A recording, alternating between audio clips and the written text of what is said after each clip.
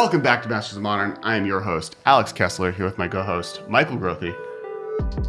Hello. Who's kind of been the host. You've I know, I'm the main host. January. I'm here. I'm Michael Grothy here with my co-host, Alex Kessler. Yeah, you could have been. You can do the announcing now. I can No, just it's lay fine. back, not have to do it with the music. No, Enjoy it's fine. my Baby Yoda You're the- Taco Bell hoodie. You're the music man. I am the music man. The music man. The music, not the music man, though. No, just the music man. What definitive skill difference between those two things is there? Well, the music man plays music, Got and it. the music man says music. Got it. Okay, yeah, I don't play music. That's not a thing I can do. Yeah, right. All right, got it. Now I understand. So, welcome. I'm back. Out of the 4 weeks that were January, I was in town for one of them. I've seen Hong Kong. I've seen Germany. I've seen London. And Wow. I'm back. I'm back, baby. Welcome back. It was my birthday yesterday. It was your birthday last Friday. So Yep. since last... It's a birthday episode of Masters of This is Modern. the birthday episode of Masters of Modern. Ben's birthday Yep. is not... Is like, That's why he's not on the episode. we were like... He's got to wait for his birthday. Yeah, it's only invited on your birthday. Also, happy birthday to Shiv and Bot and your wife as well was birthday. Yeah, just a lot of good notable birthdays this week. We're like Facebook, but without all of the badness that is Facebook. Beginning of each Masters of Modern episode, we have to do community birthday announcements. Yes. New segment. Let us know what you think about it. I am like vaguely jet lagged. I am a year older, and I am now wearing a Taco Bell Baby Yoda hoodie. Sounds Sweater. like life is good. Yeah, there will be some quick announcements. Make sure to follow us on Twitter at Kess Wiley. I'm at Dudard, Dudardd. And you can find both of us and or Ben as the podcast at the MMcast. Ben is also on Twitter and doing way more magic stuff there at Ben Bateman Media. Also, if you are watching right now on YouTube, please like. Those are the important things. Then also comment with what you think was the coolest deck list you saw at the PTs this last weekend, and all of that good stuff, as well as keep tuned. So Ben's going to start doing, he's bringing back 10 Minutes of Magic. So that was a series he did on the Anchor app back in the day. It was like an audio only 10 Minutes of Magic thing. He's trying to bring it back. They to the aren't podcast always channel. 10 minutes. They're just however long it takes him to finish his thought. But Maximum the name 10 of the minutes. show is 10 Minutes of Magic. Yes. That's actually his co-host on that show. Guy named 10 Minutes. No. Okay. I'm tired. D-. We're going to deal. I'm going to drink some of this coffee. Last but not least, make sure to check out the Patreon. There's a lot of cool content there. We released the raw version of the episode. Some of the rambling that may or may not have happened during this intro that Marshall cut out is there in its entirety. And you also get access to the Discord. On our Discord, there's a private section only for Patreon members. There's also other tiers. If you donate $30, we'll send you a random free thing. This month is a t-shirt with my face on it.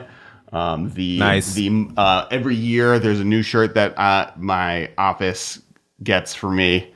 I generally pay for it, but that is my face on a shirt, drinking a thing.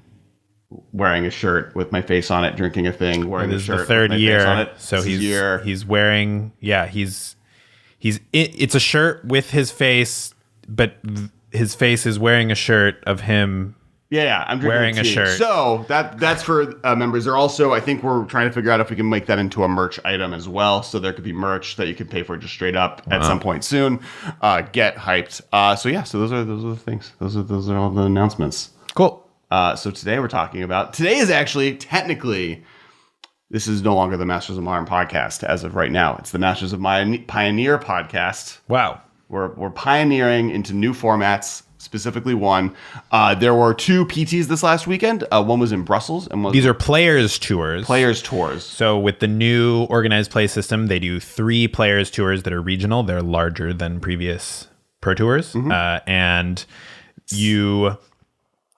the winners from these will go to a players tour finals, which it's not exactly clear what's more like an old pro tour. Is it the players tour finals, since that's like the highest tournament and there's 3 a year instead of 4, or the players tour? But anyway, these are big professional level events, bigger than a Grand Prix because you had to be invited, or not bigger, more prestigious than a Grand Prix because it was invite only, not a big open tournament like a Grand Prix. And the format of this event was more similar to what old pro tours and old MCs were, right? Where there was a limited portion and a constructed portion. Yes. It was, the structure of the tournament was similar to the Pro Tour, but it was easier to qualify for. But there were 3 of them. Yes. Yeah. I to me, this feels more like just the next step on a Pro Tour, and then they've added a now ultra mega tournament. Yes. They basically, the Pro Tours were too small, so this is their way to expand them, but still have a smaller tournament that feels like an older Pro Tour. It's just... Well, this is like the Megazord, right? And then the Megazord combines with the Dragon Zord. This was like the saber-toothed tiger, and like Brussels is the saber-toothed tiger, and like Nagoya is the mammoth. Right. And then there's like the... Mastodon.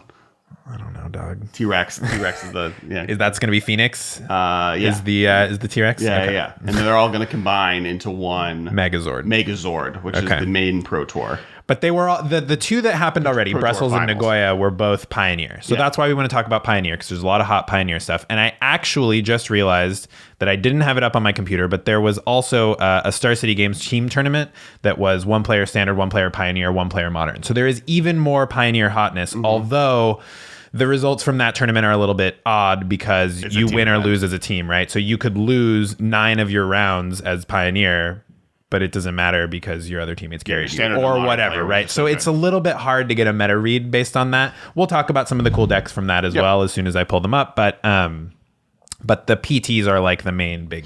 And what's really interesting about this weekend is this is kind of the first real premier stage Pioneer tournaments, right? And Wizards went through that whole period where all of fall and the beginning half of winter was meant to be kind of the trial period for the format, and now with these players tours where you've walked into a real world of Pioneer being a paper tournament organizational force. Right. I mean, there have been Star City Games tournaments for Pioneer already that have been bigger, like opens and stuff. Yeah. But this is the first like professional level event, like a Grand Prix Top 8 or Pro Tour or whatever, where it's like, the best of the best. Right. And so it's very interesting to see the results. Going into the event, BluBlack Inverter was the deck everyone kind of knew was a thing. So for those who don't know, there's a card called Inverter of Truth, who I'll talk about famously what I did with it in a second. But basically, it's 2 black for an Eldrazi. It's flying and devoid, so it technically is colorless. It is a 6/6. When it enters the battlefield, exile all cards from your library face down, then shuffle all cards from your graveyard into your library. And it then combos with the bevy of different cards that they've printed that let you win if you have 0 cards in your deck. Most recently, and the thing that really put it over the top was Thassa's Oracle. Right. And obviously there's Jace Wielder of Mysteries. And those are the 2 that are legal in Pioneer. Lab Maniac is not legal in Pioneer, but I think even if he would not be played in this deck. Yeah, he's not as good as the other 2 options because Jace is a value engine that's good without the winning side. You can just slam Jace on turn 4, start fueling your delve, draw some cards. Like, it's just not an embarrassing card to just cast. It's not amazing, but it's not embarrassing. And the amount of cards that I can list that are played in main decks as 6/ofs, if possible, that kill Lab Maniac is very long, and the amount of things that do the same for Jace is much shorter. It's just like Murderous Rider, Hero's Downfall, basically, are the only ways to get rid of a Jace in response to winning the game. Whereas Lab Maniac, if you're like, okay, play Lab Maniac, opt, or whatever, and then they kill your Lab Maniac, you lose the game. Yeah. We discussed this on our hot take, which you can all see on YouTube. Yeah, there's a hot take going over kind of why Thassa's Oracle is better than Lab Maniac. And I think Jace also is better than Lab Maniac, unfortunately. The only tricky part with it is that it is triple blue. So you have to be pretty heavy blue to want to play Jace. Whereas in Modern, if you want more than 4 Thassa's Oracles, you might be inclined to play Lab Maniac because you might not be able to hit triple blue. The funny story with Inverter of Truth, the Eldrazi, is that I spent an entire 15-hour flight from Hong Kong to here brewing with it. I had this really dope deck idea that was yes, I'm gonna play this, and so many things from my graveyard are gonna come into play. And then I landed, because this was before it was on my phone, so I was using some other 4 mana 6/6 demon to be the pretend card. It was when it got spoiled. Yeah, but it wasn't on deck building apps yet? Correct. So I didn't actually have artwork of the card, so I was just going off of memory before my flight took off. And you didn't have internet on the flight, I assume. Correct. No internet. This is over Hong Kong, so you're just in the middle of the Pacific Ocean. Yeah. And I land and read that it doesn't put your put your deck into your graveyard, it exiles it. Right, yeah. So like I was like, how is this card not being talked about? You can put like 4 Vengevines into your deck on turn 4 and then like cast of course, you're all about Vengevines. A Memnite and like go off with it. Like how quick can I win with this card? And then sadly it doesn't do that. But it's back. Finally, we have the tools to make it work, and then it's now the best thing in Pioneer. So notably, like 5 or 6 of the decks 6. in Nagoya, were Dimir Inverter. Brussels was actually a lot more diverse.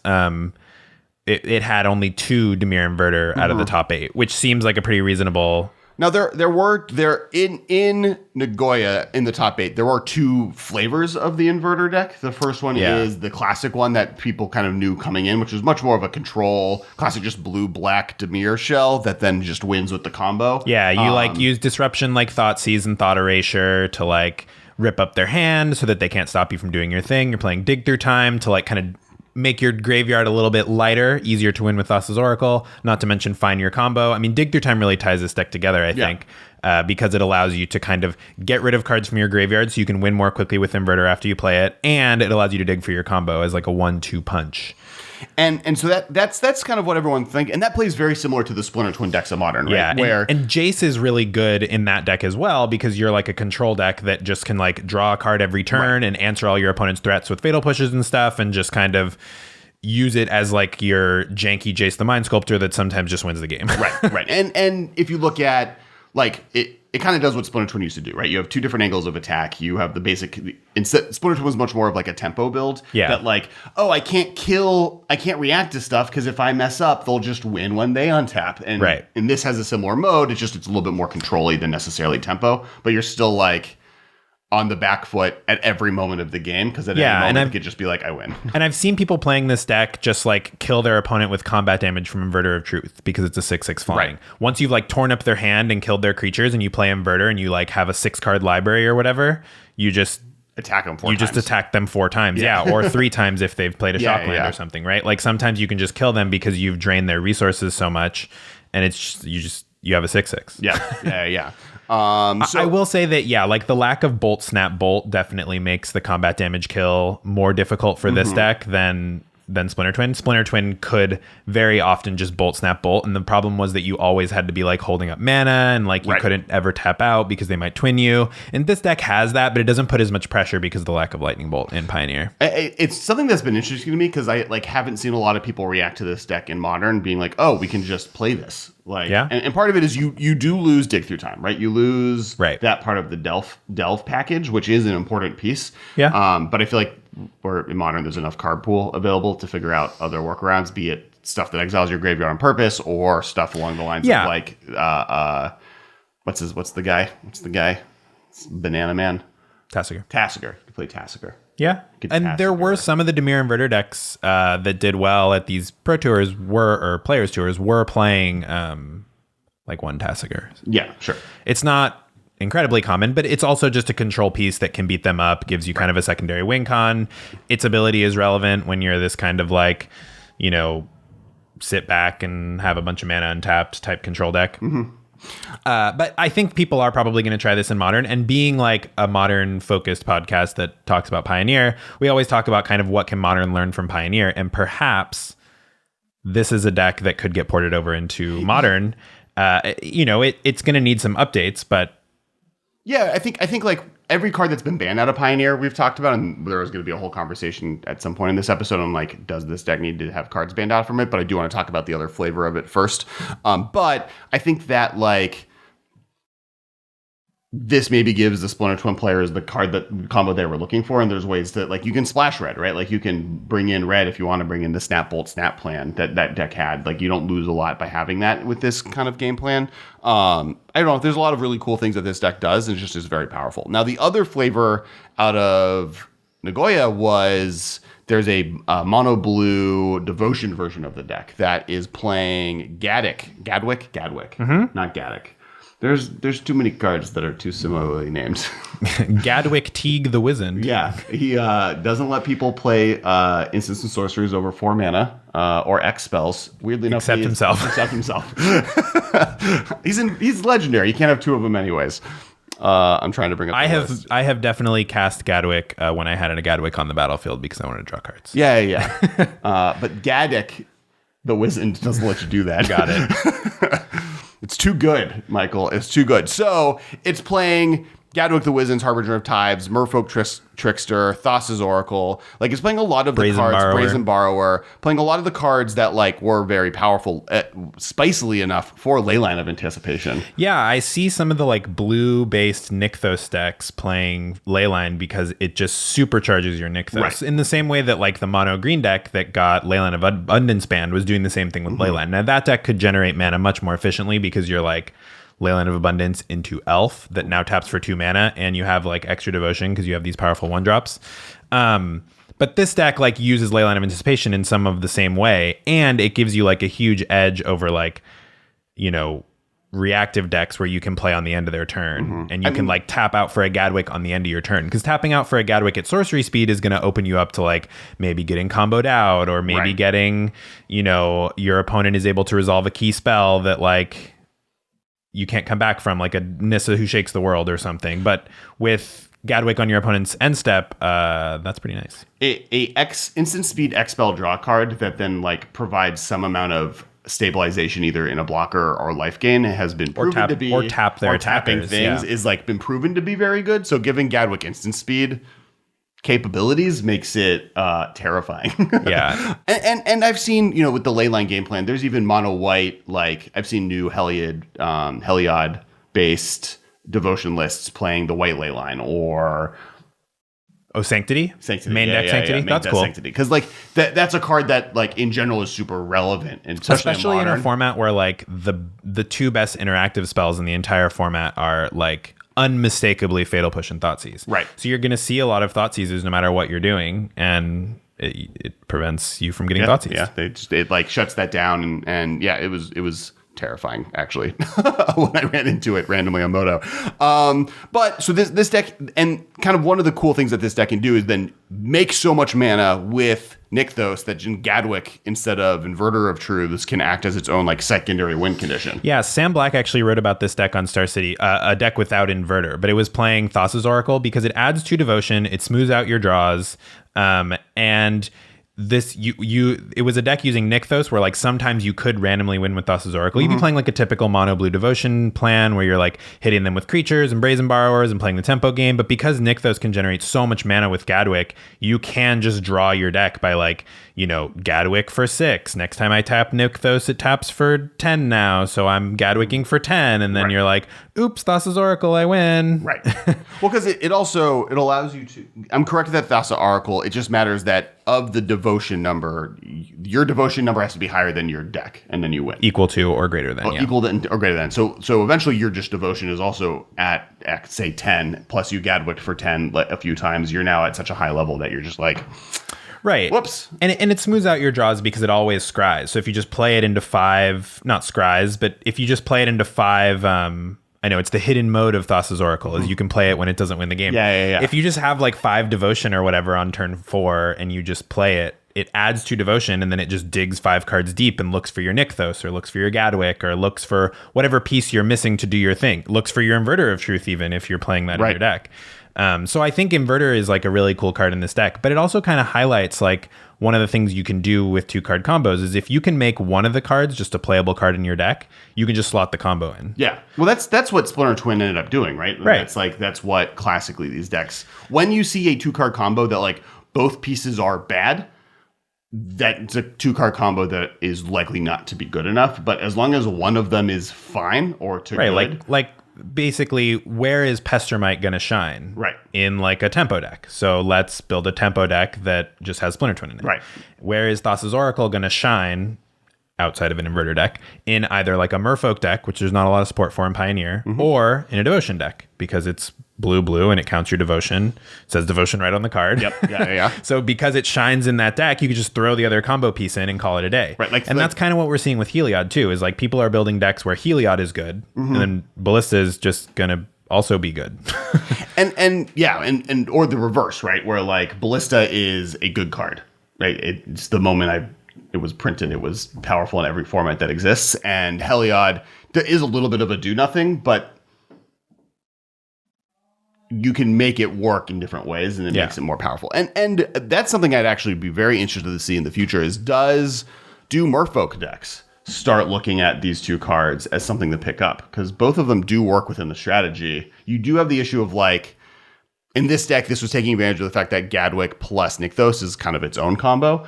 But if you just are playing Thassa's Oracle as a Merfolk 2/2 that scries. It's a 1/3. Sorry, 2 mana, 1/3, yeah. That just scries, but then gets pumped by all your lords. It's a wizard. It's a wizard too. Wizard Tribal is a thing in Modern. Gadwick is a wizard. That's true. There's a wizard tribal version of this world. That could be in Pioneer, right? Like, isn't most wizard... I guess there was wizard tribal in Time Spiral block, but like most wizard tribal cards are in... The good wizard tribal Dominaria. is in Pioneer. Yeah. That's true. Snapcaster, you lose. He's a wizard. Cool wizard. You lose good wizards. Vendilion Click is also a good You wizard. do lose Vendilion Click. Brazen Borrower is a rogue. It's a rogue. Guess Brazen Borrower is worse than... Not if you're trying to prowl, which I know Ben probably is at this moment. So that's Nagoya, which was very, very focused on Dimir Inverter. I guess the other things that are important is that the top two decks were not Inverter. It was Bant Spirits versus SRAM it is only Aras. 5 because we missed Budakov on Mono Black Vampires. Yes, it is 5. You're correct. SRAM Aras going hot. Yeah, Ken Yukihiro was playing this deck. This deck is sweet. Basically, Hateful Eidolon is a terrifying card. Yeah, so this deck is like kind of like what you would expect from a Bogle's deck, but the hexproof creatures in this format, in Pioneer in particular, are not very good. There is actually a hexproof Aras deck that did okay at Nagoya, I believe. It was at one of them. I screenshotted it, though, so we could talk about hexproof if we have time. But this deck actually got second, so it's a little bit like Bogle's, but instead of hexproof creatures, they just used like cheap creatures that want to have Aras on them. So Hateful Eidolon and SRAM are kind of what allows you to... get rid of the downside of Aras because they just keep drawing you cards so that if you get like 5 for 1 with a fatal push because you went all in on your heroic creature, you can still win because you drew 5 cards off of it. It holds Aras pretty well, and it draws a card for each Ara attached to the creature when it dies. Right. And then SRAM is whenever you cast an Ara, you draw a card. He's a 2/2 with no ability, so he doesn't hold Aras super well. But so you're like drawing all these cards off these Aras. If they kill your creature, you draw more cards. And then the creature suite is rounded out with Favored Hoplite and Ephemia, which is a card that is super sweet. Yeah, so Ephemia is a 1 black 2/1 flying. At the beginning of your end step, you may exile an enchantment card from your graveyard and create a 2/2 zombie. So it allows you to get value off of some of the the auras that you have ended up your graveyard due to a creature being removed, but also due to the fact that it has All Seeds the Life bounty as another enchantment in the deck. Enchantment creature, that lets you sack it to be able to give protection from... Color of your choice. A color of your choice. So you have... It's a thing, like you have different ways to get creatures into your graveyard, including enchantment creatures. All of them then can be sacked from Ephemia to get you 2/2 zombies. So you gain value from there. Also, of the different Aras that it's playing, 2 of them basically have flashback, right? You have Griff's Boon and Sentinel Isles is the same thing, where you can you keep using it to trigger, and it gives +1/+1 in vigilance. So you have two rebuyable Aras. Yeah, it has escape 1, exile 2 cards from your graveyard. Yeah. Limited card in this format, but also just a recurring Ara. Yep. So that's what's interesting is this deck is playing cards like Ephemia and Sentinel's Eyes, and like Griff's Boon is starting to show up in Bogle's actually now, but it's playing these cards because like Bogle's, you never expect your Aras to leave the battlefield. I mean, like maybe post board your opponent has engineered explosives or something, but like generally you're kind of expecting to just like go very tall on one creature and like it doesn't die because it has hexproof, and maybe like your Hyena Umbra dies because they Supreme Verdicted it or whatever. Right. But like in this deck, you're expecting to be cycling through all your Aras, and your creatures are like constantly getting killed by removal, and you just keep going. And so it has like these recursive Aras are really important because they allow you to like, gas up after they kill your creature. And so many of the cards also like get you extra creatures so that if their targeted creature removal is much weaker, where you have like Cartouche of Solidarity or Ephemia, where both of them are like building extra creatures while your other things are dying. Yeah. And then the enchantment package is the Aura package is rounded out by All That Glitters and Ethereal Armor, which both give a creature +1/+1 for each enchantment you control. Yeah, they kill you really quickly. Right. They are terrifying. Right. Yeah. So like those are the big ones, right? All That Glitters and Ethereal Armor, I think, is what really makes this deck into a deck that kills people. And then For Karametra's Blessing, which gives an enchantment creature or an enchanted creature +2/+2 indestructible and hexproof until end of turn. So this is kind of like your way of beating removal heavy decks, because when you go all in on your creature and they go to Fatal Push, you can 1 mana hexproof indestructible my guy and get them. But also, like, even if you need to target your SRAM or the favorite, like for the favorite hoplite, it triggers heroic. Yeah. And B, with SRAM and/or favorite hoplite, the key removal spell out of red is shock, and this wild slash. Yeah, because it doesn't have to target a enchantment creature. It just, if it's not an enchantment creature, it only gets +2/+2. Right. And then gets all that other extra text if it's an enchantment creature, which every other creature in your deck is, other than your like main draw engine. But other than Fatal Push, half the removal of the format is just Wild Slash. And so, that's true. You can use it to just have your non-enchantment creature dodge Wild Slash. So it's relevant because you want your SRAM to live, and you're often not going to be enchanting it. And sometimes you just kill them, right? Like, I attacked you. You're at 12, and I have a 10. Well, and I have to imagine block. +2/+2, you lose. that is always an extra use of these cards, but I don't think that's why it's here. It's meant as a Blossoming Defense, right? Where this is Blossoming Defense that gives your creature indestructible, which means it like has a lot of play against like Supreme Verdict. Sure, and more what I was saying is like, obviously its main use is to like just turn off removal and protect your creatures that you're going very deep on, but it also has. It is, like a basic pump spell that has versatility beyond that. Yeah, sure. I just like, if you're attacking them with like a 9/9 lifelink, Hateful Eidolon or something, like the +2/+2 is not going to be that relevant. They want you to enchant it. You're supposed to enchant it. I get it. It's terrifying. Yeah, it's sweet. I thought, so the first time I read it, I thought that the second ability only triggered on itself. Oh, no. But it's on anything. Yeah, well, it's cool because in Limited, like the most common use for this card in any format, I think, is in Limited, you play Mire's Grasp on their creature, which enchanted creature gets -3/-3. Their creature dies, you draw a card. Deck is sweet. The other Banned Spirits, there wasn't anything really other than just like a bunch of good spirit cards, which is dope. But yeah, I mean, the Banned Spirits deck just looks a lot like modern Banned Spirits. Yeah. Like most of the spirits that you play in the deck are legal in modern, most of the spirits that are played in the modern deck are illegal in Pioneer, and you're just playing them here. You got all the hits. You got, Mausoleum Wanderer, Rattle Chains, Selfless Spirit, Spell Queller, Supreme Phantom are the main ones. And Collected Company. Like the only thing that it's doing a little bit differently is that just like all of its interaction is in the form of spirits. So you have stuff like no paths in this. Yeah, format. There's no paths. So in Bant, you don't really have a good removal spell. So you're playing Nebelgast Herald to kind of deal with opposing threats. Well, what's interesting that you see is there are a lot of Azorius spirits that did well at these Pro Tours. They didn't top 8. The top 8 is just Bant, but and I believe both top 8s had at least one Bant Spirits in it, because Brussels had 2. But there are Azorius Spirits decks that had, like 20 plus match points. Sure.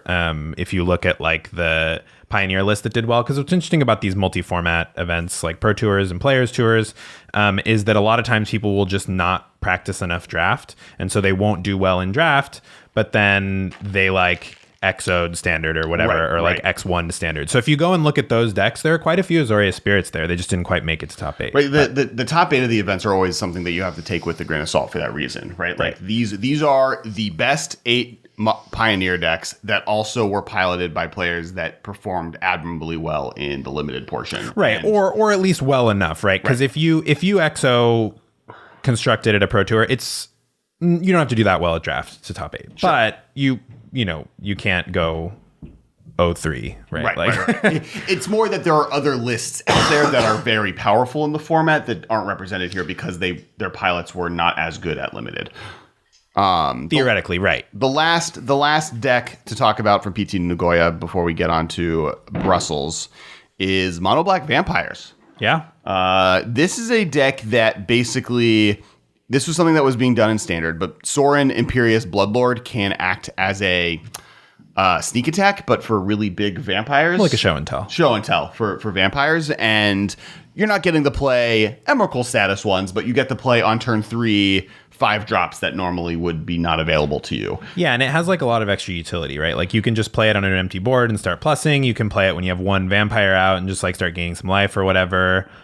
Also, like once you show and tell in a big vampire, you can it just sticks around. Right. And the two best ones that it puts into play, one is Champion of Dusk, so you draw a lot of cards. And then Kalidas, which modern staple. What's really good about Kalidas is it eats graveyards. Like it kind of acts as this like weird sideboard hate card that just is really good. And then at the same time starts generating value for you. Yeah, so it also has lifelink, which is really relevant in this deck. And it's also the reason they're playing 4 Gifted Aetherborn, because between Champion of Dusk, which loses you a bunch of life, Dusk Legion Zealot, which loses you life, you're playing 3 Murderous Rider, which loses you life, you're playing 4 Thoughtseize, which loses you life, you're playing 4 Castle Lochthwain, which loses you life.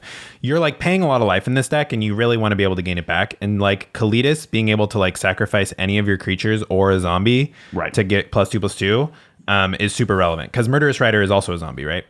Murderous Rider is a zombie, and not to mention like Mutavault's a zombie, so you have that as well. So you can sacrifice any creature in your deck because they're all either vampires or zombies or both in the case of Mutavault. And everything else. Yeah, and so it can like, you can just have like a 5/6 with lifelink, which is going to beat a lot of the aggressive decks like the mono black aggros of the world or the red decks, because they're going to have trouble, wild slashing your Kalidas, and it can just run away with the game with lifelink. Right. Soren's from M20, right? Yep. So that's the newest. I'm not tired. Yeah. So it is he's within in the standard. realm of, he's in standard right now. There's just not any good vampires in standard. There was a vampire deck 6 months ago. Or 3 months using ago. the Ixalan vampires like Champion of Dusk and Dusk Legion Zealot. July was 6 months ago. Yeah. That's crazy. This card has existed for 6 months. The year's gone fast. I'm 23 or 32. Wow. Wow, you're 23. That's pretty cool. Yeah, I'm 23. I'm really what a young. youngin', yeah. I know. Oh. Doing a lot for my age. Yeah. So very powerful, and lives within the world of like, Wizards wanted to print really powerful 3-mana planeswalkers that interact with their loyalty differently, and this is another one where it like has weirdly specific tribal abilities, but it can do all of those abilities the moment it comes into play. It's also a classic 3-mana planeswalker with 4 loyalty. So as you know, 3 mana and high loyalty is a recipe for success. And it has multiple +1 abilities. So like it's looking pretty Oko-y to me. I don't know. Is this black Oko? Black Oko vibes. It's like a little too specific. Yeah, it's significantly too specific, and it doesn't make all of your opponent's cards' text boxes blank. Yes. It does make a really big Champion of Dusk or a nice Kalidas, but yes. But it does gain you life. It puts pressure on your opponent. It can kind of act as removal, and it can like allow you to be very mana efficient, which is good when you're playing Mutavault. I would say that like more so in the mono black aggro deck.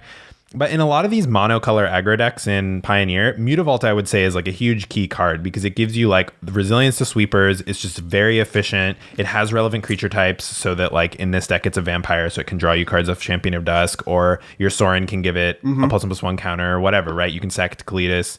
Like Mutavault just does a lot, I think. Something that's really interesting about Pioneer in general is kind of the relationship between like the fixing isn't that great. Like we don't have the fetch land mana base, and Mutavault exists, and Nykthos exists. Like between those two cards makes it so that like you are more and more just put down these pipelines of only playing one color. Yeah, especially in aggro decks. Right. Like the aggro decks in this format are really pushed towards monocolor. Like the SRAM Aras, I would say, is like a big exception, and the Spirits decks.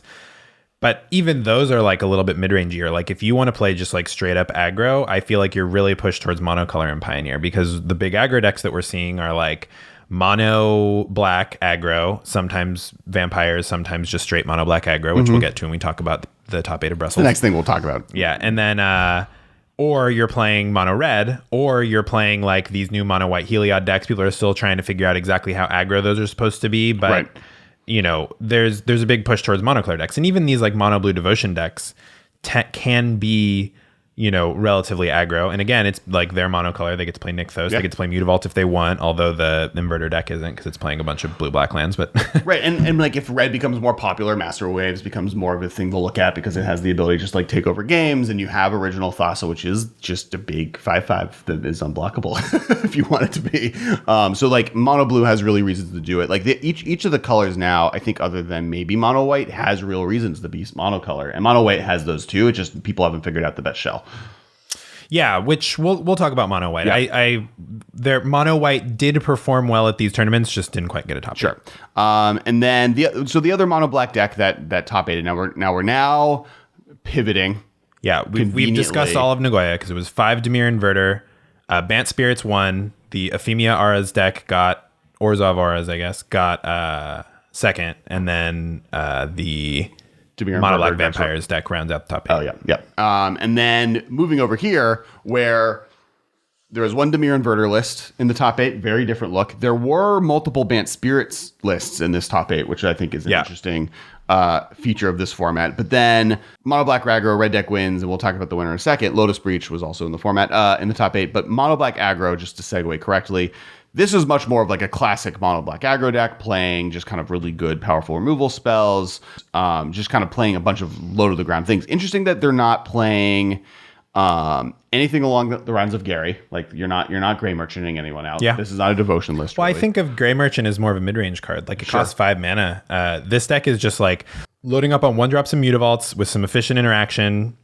including one Drag to the Underworld, which is cool that that's starting to see play in this format. But can pretty easily in this deck especially be black destroy target creature. Yeah, especially given that like your deck is 1-drops and cards that cost black, and Scrap Heap Scrounger, which Scrap Heap Scrounger. So one feature of this mono black aggro deck that is different from the Vampire deck. The Vampire deck is looking to like have resilience through drawing a ton of cards off of Champion of Dusk and Dust Legion Zealot and cards like that. This deck is looking to have resilience with recursive creatures. So you have 4 Bloodsoaked Champion and 4 Gutter Bones as your 8 of your 12 1-drops, and they come back from the graveyard. You've got Scrap Heap Scrounger that comes back from the graveyard.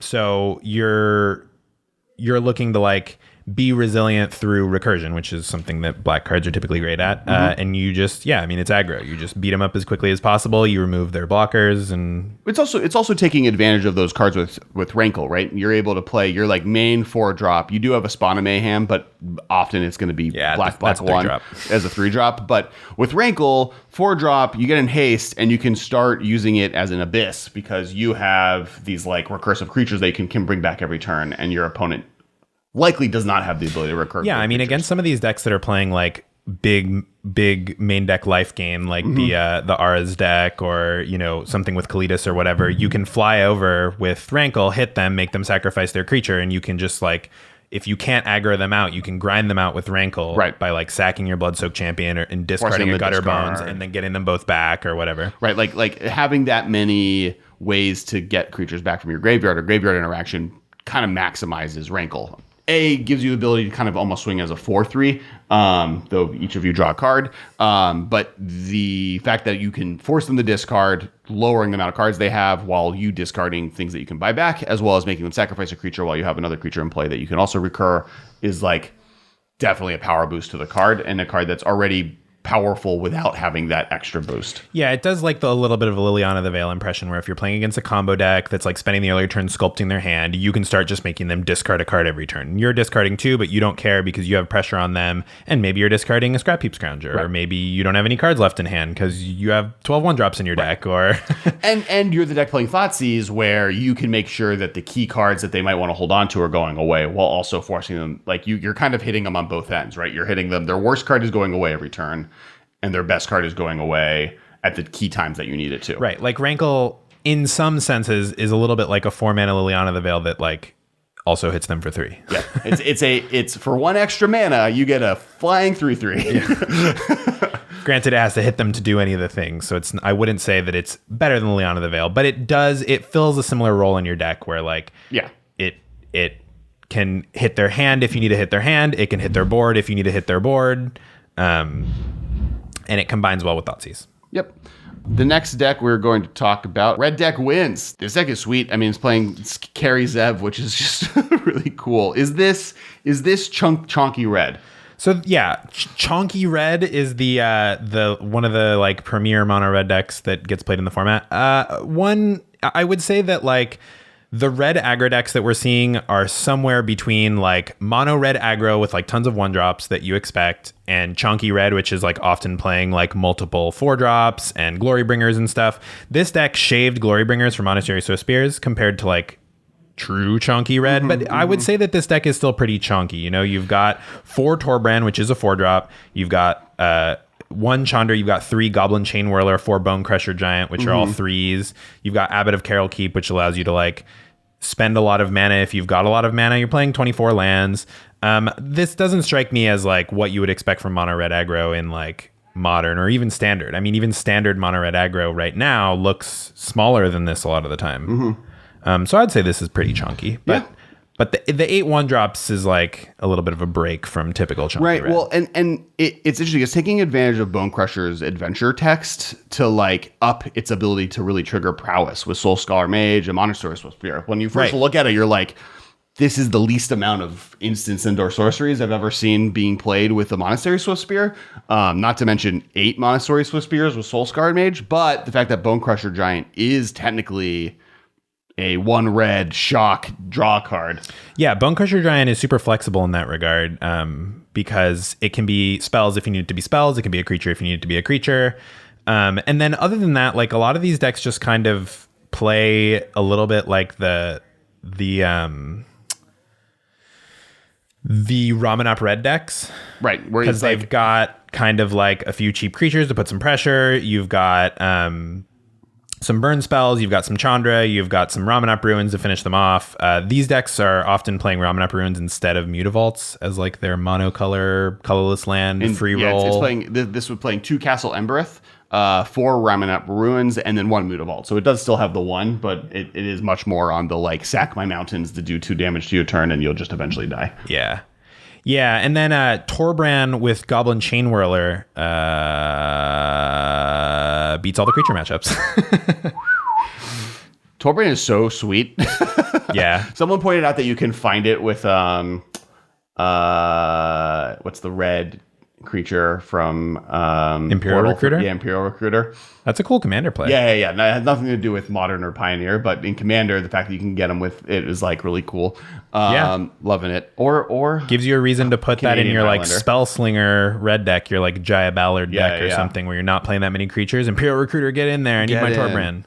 All right, next. And this was played by Paulo Vitor Dama de Rosso, which, according to BDM, who I spent Brian David Marshall, at Top 8 Games, who has spent the majority of my Magic career being the Magic Pro Tour historian, brought up the fact that PVDR is officially, I think, the only player to have ever been every position in a Top 8 of a Pro Tour level event. Yeah. But he was playing a Niv Mizzet Reborn list, which is just like... Which is tearing up every format. You hop on Arena, you got some Niv Mizzet Reborn. You get sick of playing against that, you go on Magic Online, you play some Pioneer, you're playing against Niv Mizzet Reborn. You want to play some Modern? You're playing against Niv Mizzet Reborn. You want to play Commander? Yeah. Brawl? I need you to... You're playing Niv Mizzet Reborn. Thank you. Yeah, you have what about Brawl? I think you're... Playing against Niv Mizzet Reborn? Yep. So it ends up that when you play a giant card draw engine for all 5 colors, it is enough of an incentive to play all 5 colors. That's also a 6/6 flying that kills them. Yeah, in 4 hits. Especially when there are multiple gold sets in the format that allow you to play with a bunch of sweet gold cards, including Abrupt Decay, Bring to Light, Dreadbore, Anguish Unmaking, Uro, Nahiri, Teferi. Yep, there's just a lot. There's a lot of real good cards. Yeah, so in Pioneer, like the mana base is kind of bad. And actually, this deck on the whole was going in as a big contender and it did not do that well overall. Because of the bad mana base. I think the bad mana base is part of it, and like it has a weak matchup against a lot of the aggro decks. I think it struggles a little bit against Inverter because it's like a little bit too slow and it doesn't do enough to interact with their combo.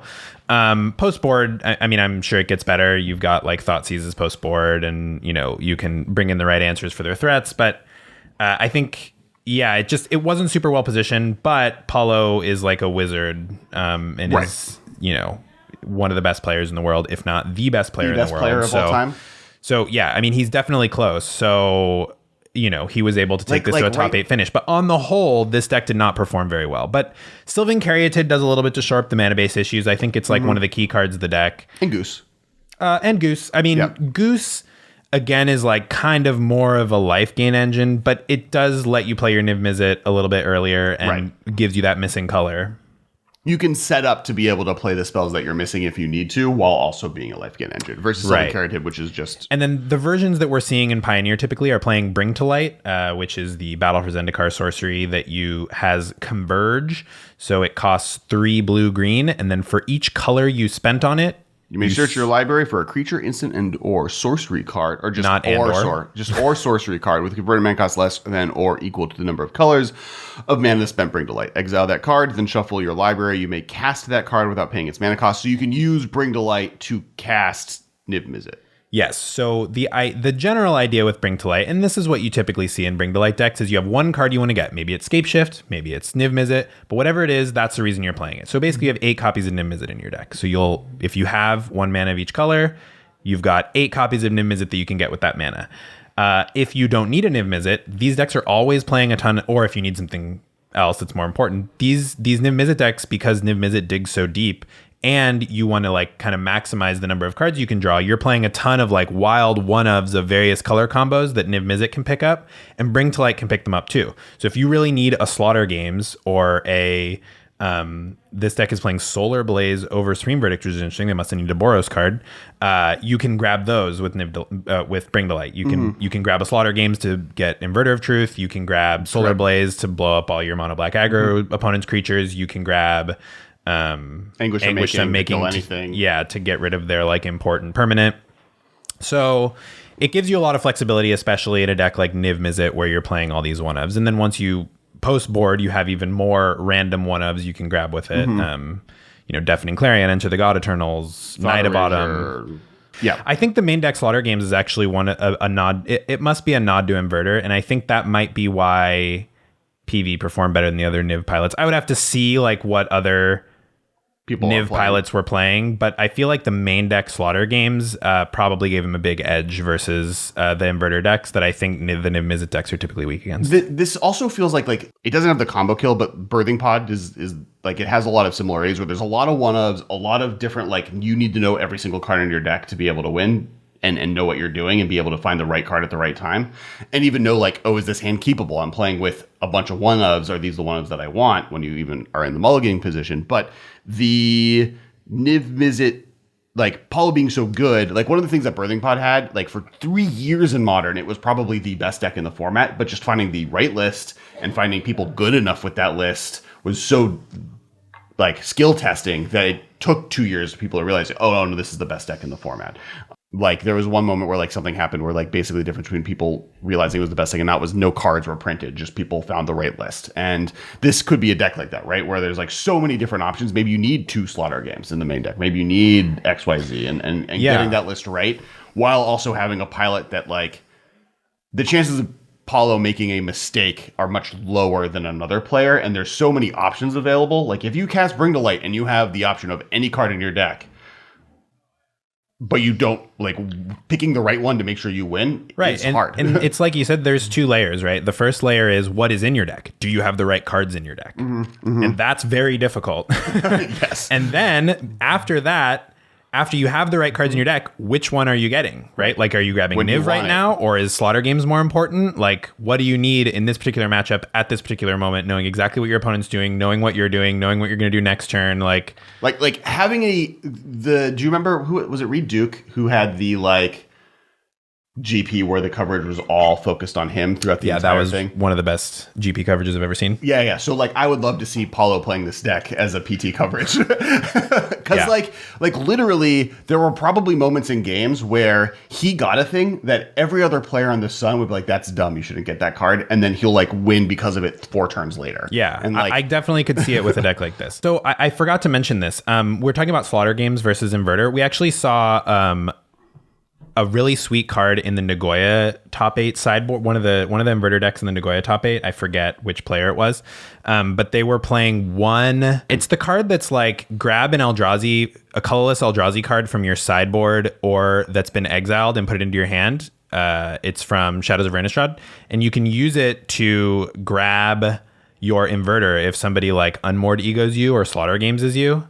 Which, like, Slaughter Games is uncounterable, so there's often nothing you can do about it. But if you've got Coax from the Blind Eternities. Coax from the Blind Eternities. You may choose an Eldrazi card you own from outside the game or in exile. Reveal that card, put it in your hand. So this is a way to get back your Inverter when it gets exiled, because you have Jace and Thassa's Oracle to win with Inverter. So that's not what somebody's going to name with Slaughter games, right? Like, they don't care about your Thassa's Oracle because you're just going to kill them with Jace. They care about your Inverter. That's the card that's going to win the game. So this Coax from the Blind Eternities gets an Eldrazi back from exile, which is a super rare effect.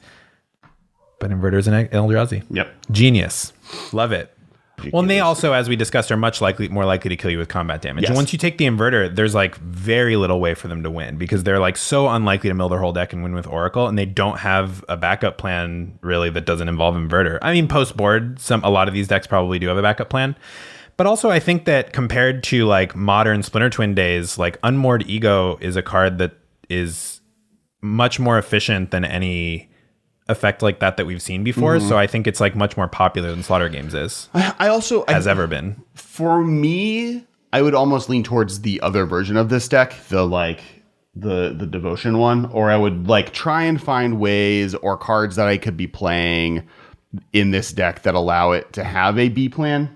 Because definitely the classic Dimir Inverter decks really don't have a B plan, right? Glogowski was saying, who got second in Brussels, he was playing Dimir Inverter.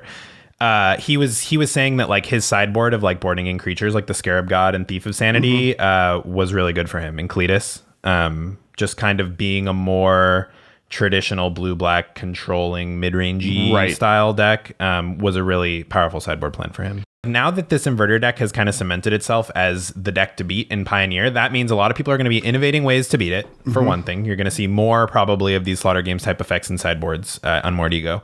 And then you're also going to see like the Inverter decks adapt to beating that type of stuff, because you're going to see there's going to be a lot of people playing it. There's going to be a lot of people thinking about like, what's my backup plan? Is it board into just a bunch of like mid-range creatures, or is it going to be board into Coax from the Blind Eternities? Or is it going to be play Blue Devotion with Inverter in it, because that gives me like a plan A with a combo backup plan? Well, and to be honest, it's one of the reasons I really liked the idea of like a 1 of or 2 of Tasigur or like that kind of event, right? Because he is at least on game plan in 2 ways. He's a delve spell that eats your graveyard out, so it helps there.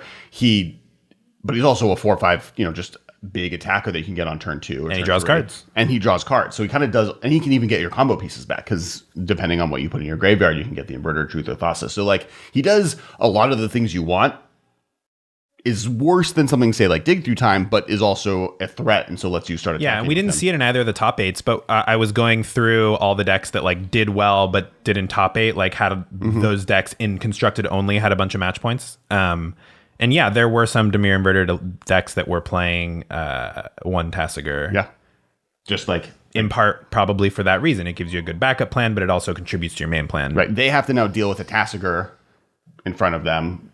And then at any moment, you could just win on the other side. And the thing about like boarding in mid-range creatures also in a deck like this is like removal is not very good against you, right? Like the beatdown plan with Inverter is like such a huge plan B, because if you like kill the Inverter, if you're not leaving your removal in, because killing the Inverter doesn't do anything. Killing the Oracle doesn't do anything, because its trigger will still resolve when you have 0 cards in library and you win. Yep. And so like removal is bad against the deck. So then when you bring in Scarab God and your opponent's like, oh no, I just don't have a way in my deck to beat this. Scarab God wins the game when you can't deal with it. Yeah.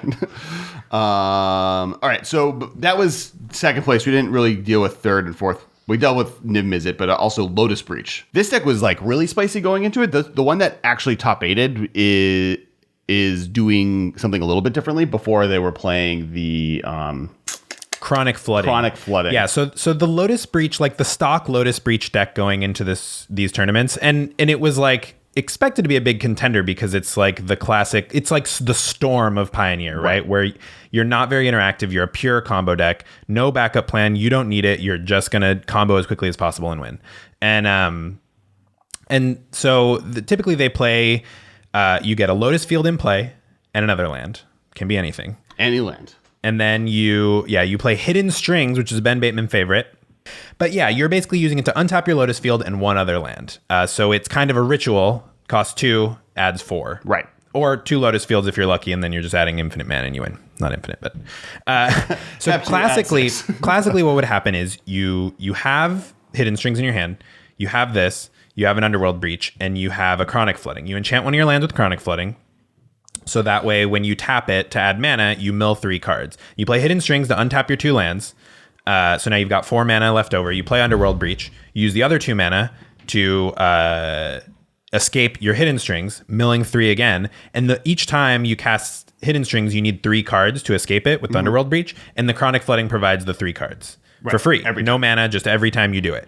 So that allows you to just go through your whole deck. And as you're doing it, you're like milling other cards you can cast to like, generate mana or generate cards in your graveyard to kind of like, because that's just breaking even the Hidden Strings combo. Well, the Hidden Strings combo is adding mana, but it's breaking even on cards in graveyard. So you can also be like casting Satyr Wayfinder from your graveyard in this list, or Strategic Planning or whatever, or Tome Scour if you're like deep.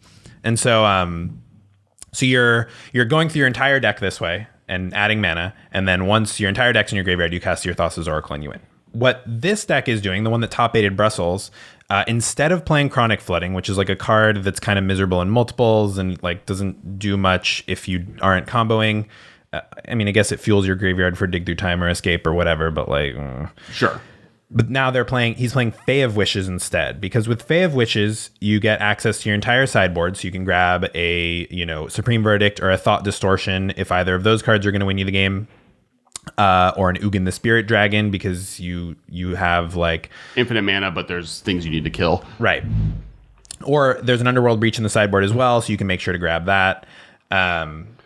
You can also, there's Jace Wielder of Mysteries is the alternative win condition to Thassa's Oracle. You also have... It gives you protection from Unmoored Ego, because if they Unmoored Ego your Thassa's Oracle, you can grab your Jace. Right. But the most important one is Tome Scour, because what Tome Scour does is you Hidden Strings.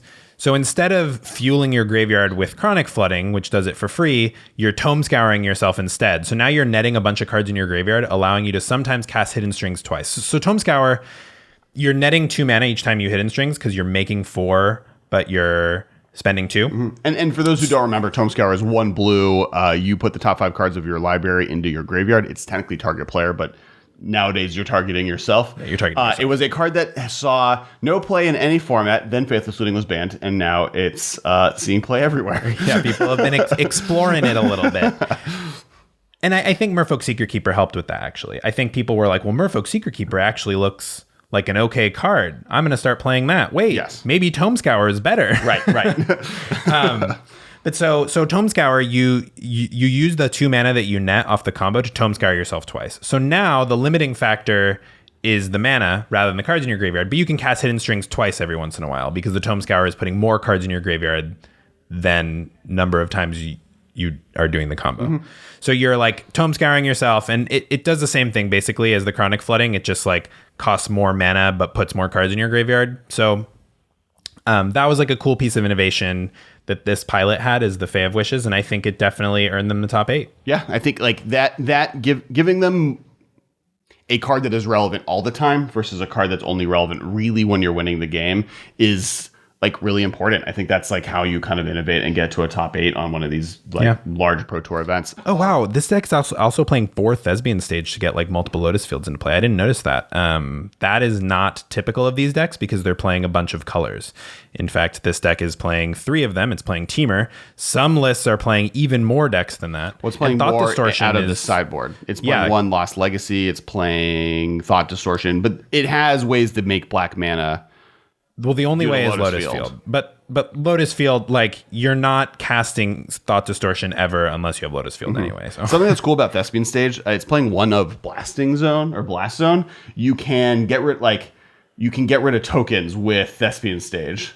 Oh, that's cute. Yeah. Yeah. That's something like I've run into in Commander, where like I have this card, I have Thespian Stage just because it's a lands deck, and I'm like, oh, this doesn't get rid of this giant token army. Blast Zone usually enters with a counter, so it can never hit 0. But this can. That's cute. Also, being able to like untap with Hidden Strings, you can like put counters on Blast Zone to get to the right number, and then untap it with Hidden Strings and blow it.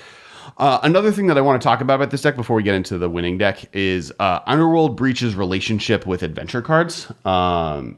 Because like it's something that you might not realize, and up to this point, the only real relevant card that did this was Kess, which the internet has yelled at me about. But you can like normally most of the cards printed in Magic do not let you cast adventure cards out of your graveyard. You can't Snapcaster Mage them. You can't cast the adventure half. You can't cast the adventure half. Because it's not an instant or a sorcery in your graveyard. So when Snapcaster says target instant or sorcery in your graveyard gains flashback, you can't target it. Or choose target instant or sorcery, or all instants and sorceries gain flashback even doesn't work. Because it's not an instant or sorcery. It's not an instant or sorcery. It is a creature. But if a card lets you cast cards out of your graveyard, you can then cast the instant or sorcery side of that card. Kess doesn't care if it's an instant or sorcery until it's on the stack. Underworld. Kess just says you can cast an instant or sorcery. You cast it. Kess is like, wait, is that an instant or sorcery? Yes. You're good. Good job, you. And then Underworld Breach also doesn't care. It doesn't specify what type of card you need. It just says you can cast cards. One other famous card is Yawgmoth's Will, which and those are kind of like, well, an Underworld Breach is just like the Yawgmoth's Will that's legal and everything now. And is maybe as good. maybe as good. Yeah. Maybe in some situations better. Yeah. Costs 2 mana. It doesn't exile the card is the key thing, right? Like Yawgmoth's Will, anytime a card would go into your graveyard from anywhere this turn, you exile it. Like this deck wouldn't work with Yawgmoth's Will in it. I mean, if Yawgmoth's Will was legal in Pioneer, I'm sure people would find another way to do it. But in this deck, you're trying to mill your Thassa's Oracle and cast it out of your graveyard. That would never work with Yawgmoth's Will. That'd actually be really interesting. I'd be interested to see, and I have no way to do this, but like what deck would you play with Yawgmoth's Will over Underworld Breach? In Pioneer. In other formats, Storm decks. They exist. But the keyword Storm does not currently exist in Pioneer. I guess like it would be the closest are Thousand Year Storm and or Aetherworks Marvel are the closest thing to Storm cards. And Aetherworks Marvel hasn't really made a splash at all since Pioneer's inception. It was like a card that everybody was like, this has to get banned, right? No way they let this stay legal. It just did nothing. It did nothing. And I meant hasn't done anything. Aetherflux Reservoir. Oh, Aetherflux Reservoir, yeah. Well, Aetherworks Marvel is an interesting point. Yeah. Both of those cards have done nothing. Right. That was a card that like everybody, turn 4 Ulamog, like turn 4 Emrakul the Promised End. How is anybody going to beat that? This card's going to be busted. Right. And then, which is a good example of why you should not listen to people speculating until tournament results happen. And that's what's cool about what they did with the Pioneer ban list. I mean, it made it a little bit risky to buy into it because you're like, oh, well, is my deck going to get banned? Because they did the ban list as like a clean slate and then ban things as needed. But it's cool because we get Aetherworks Marvel, and there might be a point where Aetherworks Marvel is a player in the format, and that's only possible because they didn't ban it at the beginning, which they probably would have. Right. They probably would have banned a majority, if not all, of the cards that had been banned in previous standards, and Aetherworks Marvel is like a huge offender. People thought it was going to be a major player in Pioneer, probably ban-worthy. It never was. And I think that the format has a chance to see some of these cards go well. It's going to be interesting to see what the banning conversation is after this tournament, right? Because, well, there's always banning conversations nowadays. But like I don't think that they should look to ban Dimir Inverter cards yet. I don't think so. I think it should have at least one more tournament. Yeah, I think honestly we'll exist in a world now with Pioneer that I think it should have time. I think we should take longer. And they're giving it time. Yeah, they're no longer doing every Monday as a potential Pioneer ban. It's synced up with the other formats, and they said they're looking to slow down. Yeah. So, and I think that's really good because I think the format, I think like there is ways to beat this deck, and you already see some of them. And but what if they have Cokes? How do you beat them? I mean, also like Mystical Dispute on their Thassa's Oracle is really strong. Right. Yeah. I mean, yeah, like counter spells are good against it. The problem is that like Hand Disruption is good against it, but doesn't actually stop them from comboing. And removal also doesn't stop them from comboing. So like unless you're playing blue, the deck's super hard to interact with. Right. Grave Hate doesn't really do much. Like it stops them from casting Dig Through Time, but like it doesn't stop them from just going Inverter, Oracle, I win. Last deck, because we're running a little bit out of time, is Sultai Delirium. This deck is sweet. Yeah, this deck's super sweet. This is like the mid-range deck of the format. Yeah, and we found Junt, and it's Sultai, which like has never existed in Modern, but now it exists in Pioneer. It existed in Modern, but only because Oko was printed. Yeah, what's interesting is like people were trying Sultai and Pioneer for a while, similar decks to this, and it never quite made it. You look at Jace Fringe Prodigy, you're like, this is one of the more powerful cards in the format. And black-green, like mid-range, is always a thing. It gives you like access to Fatal Push and Thoughtseize, which you want to flashback with Jace. And you get Abrupt Decay, and you get Assassin's Trophy, both cards that are... And you get Traverse the Ulvenwald, although this deck's actually not playing Assassin's Trophy. Correct. I'm just more like... Yeah. But you get access to Abrupt Decay and Assassin's Trophy if you're interested. You get Traverse the Ulvenwald. Like, it seems like a good shell, and it never really got there. And then Uro, Titan of Nature's Wrath, came along. He's a big boy. He is an extremely big boy. And the life gain is actually super relevant. It's because super I think one of the relevant, things about this deck is that you're paying a lot of life off your lands, because the mana in Pioneer is like even more awkward than Modern, where it's like not as efficient, but you take almost as much damage. and we have another deck playing, 4 Thoughtseize, 1 Murderous Rider. So you do have these creatures that also lose your life.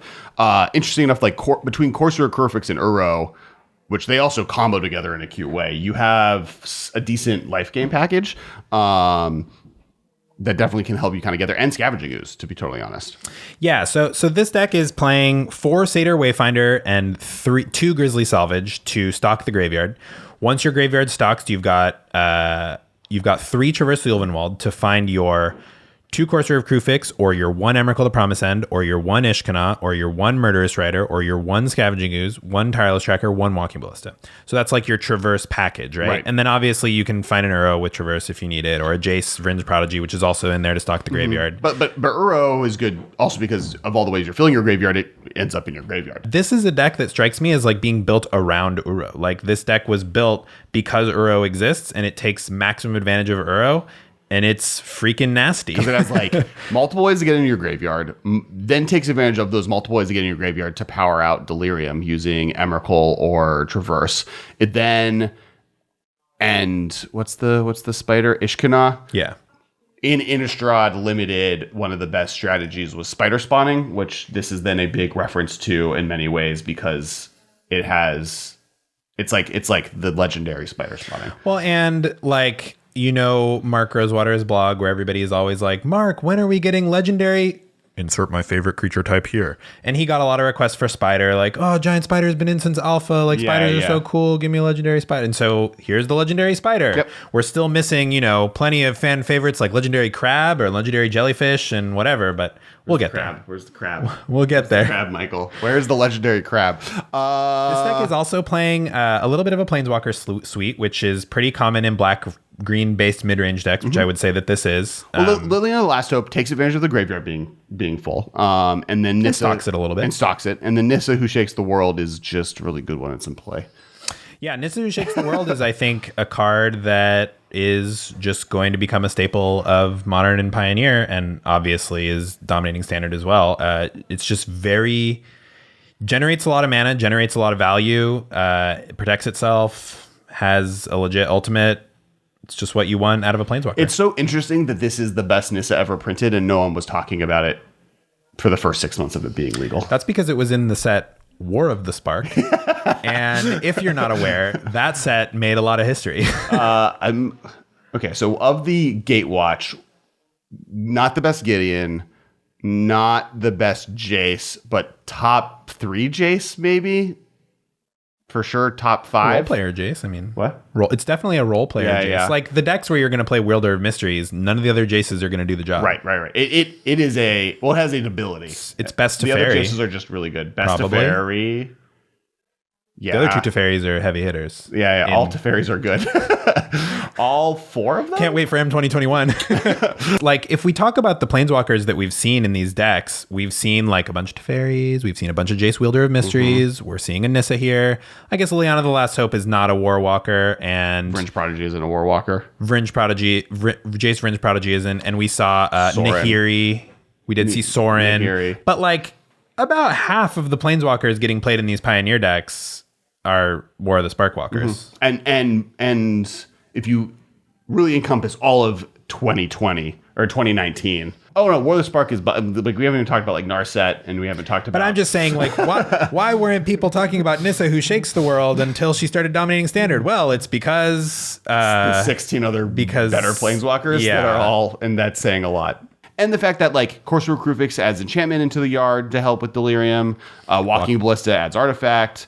Nissa and Liliana add Planeswalker. Like it is doing a lot of work to kind of differentiate its card types. You can tell like that this deck was very carefully constructed and the numbers are like highly tested, right? Like I don't think Joel Larson just threw this together the night before the tournament and was like, yeah, 3 Jace Vryn's Prodigy, 2 Corsair Crewfix, that's definitely what I need. 0 Assassin's Trophy in the 75. Yeah, you can tell that he tested this a lot and like these numbers are very carefully considered, which isn't to say that they're optimal, especially given that like the results of these tournaments is going to shift the meta. But yeah, and then this is another deck similar to the Bring to Light deck where layer 1, what do you put in your deck? Right. How many of them do you put? Layer 2 is like, what do you find with your Traverse? Do you just cast it to get a basic land right now? Like, is that what you need, or do you need to save it, or it's much more powerful? Yeah, and you know, what creatures do you put in your sideboard? Right now, he's got 1 Reclamation Sage, 1 Hostage Taker, and an extra Tireless Tracker as like additional traverse targets in the sideboard. But obviously, like once you open up your entire 75 to traverse the Ulvenwald, you have like unlimited options just in deck building. It feels like, so there's like a deck building, and we did a really early in the podcast with Glenn Jones. We kind of did a whole episode on, I think it was sideboarding or like how to build a sideboard. And one of the ways we went over was the elephant deck building concept, where you take every card possible and every matchup you play, you just build the best possible deck against them out of that card pool, and you like slowly start, and like maybe you have an engine you start with, but like you slowly just like figure out what your 75 is, and then through that you slowly start figuring out which cards are sideboard cards and which ones aren't. So it's like a more of a like holistic version of deck building, and this does look like a deck taking advantage of that, where it's like, how many Course of a Crewfix do I need against every matchup? Like, and when do they become bad? How are they good? What's the percentage of matchup they're good against? Oh, it's 20%. Okay, we want it for 20%. What's that look like as a percentage of my deck in 75? And like, that's how you get to decks where you see a bunch of weird numbers, but it all ends up making sense and working, where you have 2 Grizzly Savage, 1 Walking Ballista, 2 Abrupt Decay, 4 Fatal Push. Why 4 Fatal Push? Yeah, I mean, like the one-ofs make sense because those are just the cards that he decided I absolutely need access to these in my main deck via Traverse. Correct. Or at least I need access in my 75 and I prefer it main versus sideboard, right? Like you have X number of slots for traverse targets. These are the ones that I want one of. But it's like the 2s and 3s that strike me as like 3 traverse. This is a deck built around a traverse in some ways, right? Like I think that Uro is the most important card in the deck personally, but I think that traverse is the second most important card in the deck, and having built around it, there's only 3. Like there's an argument that you could cut a Blooming Marsh for a traverse, and Joel Larson is multiple Pro Tour winning Magic player that is much better than most, if not all. Not all, but like there's a reason he only went with 3 versus 4 and went with the higher land count. Like there's reasons you make those decisions. Right. And you know, there's also like 3 Fabled Passage, 1 Castle Garenbrig, where like you might think, oh, it's Delirium. I just want 4 Fabled Passages. I'm playing a 3-color deck. I am relatively mid-rangey and the tapped land doesn't hurt me too much. I just want 4 Fabled Passage. I don't think it's just like he's a good Magic player and this sprung fully formed from his head like Athena from Zeus. No, I agree. I think it was hard work and testing. Right. I think that this deck shows hard work. Yeah, like a lot of the inverter decks look like they could have been thrown together the night before. I don't think that that's true for most of the players who were successful, because in order to top 8 one of these events, you have to be well practiced. You have to be well practiced. But a lot of the deck lists just look like, oh yeah, 4, 4, 4. I got some flex slots. We'll do 1 of this removal spell, 2 of that removal spell. Enter. Right. Submit. But like this deck, you can tell like a lot of hard work was put into getting the numbers right on this. So that's it for the episode. That's the last piece of information. Yeah, so there were a couple of decks that we may have briefly mentioned, but these are things that did not top 8. But I think since this is the first professional level Pioneer event, this is kind of defining the meta significantly more than anything has defined the Pioneer meta yet. More so than like, you know, all the streams and same SCGs and stuff. When a modern Pro Tour has happened in the past, it totally restructured what Modern looked like afterwards, because you find out what the best players in the world think are the best decks. And normally they have some version of the answer correct behind those decisions. Right. And even the ones that don't do very well came to those decisions for a reason, and add the layer of people that did well. Right. And we still have Phoenix, which is going to have most of the North American players in it, which, like, you know, North America has a distinct advantage in the competitive scene, and so a lot of the more well-known players are North American. And so we're definitely going to see some results from that might be surprising, because those players are going to take these results into account. And we might see Dimir Inverter just get crushed because everyone metagames against it. Right. Even though it's the best deck coming out of the weekend, that remains to be seen. Yeah. But that said, other notable decks from these, Simic Ramp is kind of been much more successful at these events than Mono Green, as like the Eldrazi deck in the format. Mono White Heliod was a big player. Most of the decks that were successful actually were a little more mid-rangey, maybe playing Elspeth Conquers Death and Stasis Snare and stuff like that, rather than going the White Rini route. But those decks are just kind of Heliod Devotion decks, often with Nykthos, doing some big mana stuff, sometimes playing Leyline of Sanctity, as you saw online. Is It in Soul is another of the premier aggro decks in the format. It's the affinity of the format, so to speak. You don't have any actual affinity cards or Arcbound Ravager or Cranial Plating. You're missing all the Mirrodins. But you have all the make things into 5/5s. But you can make some guys into 5/5s, and you have Shrapnel Blast, and so yeah, you're just playing Gingerbrute and you're making it into a 5/5, and you're just hitting them with the 5/5 Gingerbrute until they die. And Bomac Courier, right? And then you're throwing it into their face. The two hasty 1-drops. Yeah. Hasty 1-drops. Are they playing the what's the it was made for Morph but plays in Infinity decks? Ghost Fireblade?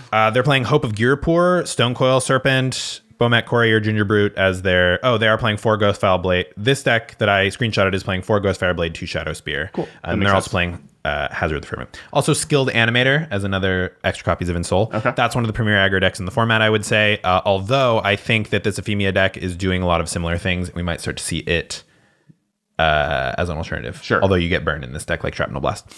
Like double Shrapnel Blast sometimes is just Jeej. Sure. Azorius Control, obviously a player. It's the big control deck in the format other than Inverter. It does not have a combo win, but it's like more hard control with Teferis and Planeswalkers and Supreme Verdicts. There has never been a format in my life of playing Magic where there wasn't an Azorius Control deck trying. Yep. There's Black Green Stompy. Didn't do super well, but I think it's really cool. It's like a Rotting Regisaur into Great Henge or Galta base deck. Sure. Sometimes they're playing Steel Leaf Champion, just like Pelt Collector. They're just playing like cheap, oversized creatures and using those cheap, oversized creatures to power out Great Henge or Galta, which are just cheap, oversized threats. That is a deck to watch out for. And also, there was a Jeskai Fires deck that was not very popular. There was only one person who was able to do well with it. But I do think it's a deck to watch out for after this event, because I think people who are paying attention are going to see that it's good and pick it up. The Jeskai Fires deck was playing a lot of what you would expect to see in standard Jeskai Fires, but the Access to Supreme Verdict is kind of like really strong because you get to play Fires into Supreme Verdict on turn 4, and that's really good. So... they were also playing like a little, Fae of Wishes action, similar to standard. But yeah, I think out the Jeskai Fires really list. It's a good one. Card for Jeskai Fires, right? Because like, I mean, it's very good. I don't know that it's like essential, but being able to like on the turn afterwards play that and play any card out of your 15 is like pretty important. I feel like for that card being as powerful as it is. Yeah, that's fair. So yeah, so thanks guys, everyone. Thanks, Michael, for taking over. Thank you, Alex, for coming on my show. Happy birthday. Happy birthday, Alex. And thank you for coming on my show. Wow, kidnapping everything. Well, I've just, it's my show now. You already said it's fair. It's official. Thanks, everyone. You can follow us on Twitter at the MMcast. I'm at Kess Wiley. I'm at Dudard, Dudardd. Make sure to subscribe on YouTube. If you're on iTunes, write a review. Yeah, I don't think we've asked for that in a long time, and we'd love to hear your thoughts. Once again, Ben will be doing a daily 10 minutes of magic on our YouTube channel, so make sure to keep track. And for sure during weekdays, I don't want to guarantee on weekends, so like 5 out of 7 days a week. We've been doing... He'll do it frequently when he's able and has good ideas. You can also... I've been streaming Pioneer and Modern and Standard and Brawl and maybe more on my Twitch channel, twitch.tv/Kesco. Are we going to see some Sultide Delirium action, perhaps? Absolutely. I need to figure out which of these cards I own already, because it's like 500 tickets and I don't have that much money, but I have like most of this mana base and half these cards. So, so really excited to play some Salt-Eyed Delirium. This is a deck made for me.